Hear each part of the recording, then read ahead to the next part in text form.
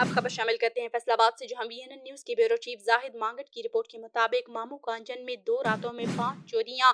नामालूम चोर 1 करोड़ रुपए के करीब तलाई जेवरात और नकदी चोरी करके फरार हो गए। इलाका थाना मामू कांजन में नामालूम चोरों ने मुसलसल 2 रातों में 5 घरों में चोरी की वारदातें की, जिनमें इरफान सालिक सदर जनरल स्टोर एसोसिएशन के घर से 4 लाख नकद, 3 तोले तलाई जेवरात चोरी कर लिए।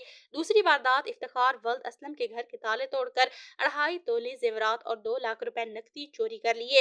तीसरी वारदात मियां राशिद वल्द मियां उमर गली बाग वाली के रहायशी के घर से 6 तोले तलाई जेवरात, 13 लाख रुपए नकदी और दीगर घरेलू सामान चोरी करके फरार हो गए। इलाका मकीनों ने पुलिस की नाकिस कारकर्दगी पर सवालिया निशान उठा दिए। आए रोज चोरी की वारदातों से शहरियों में खौफ हिरास पाया जाता है। शहरियों ने RPO फैसलाबाद सुहेल अहमद सुखेरा से फौरी नोटिस का मुतालबा भी किया है।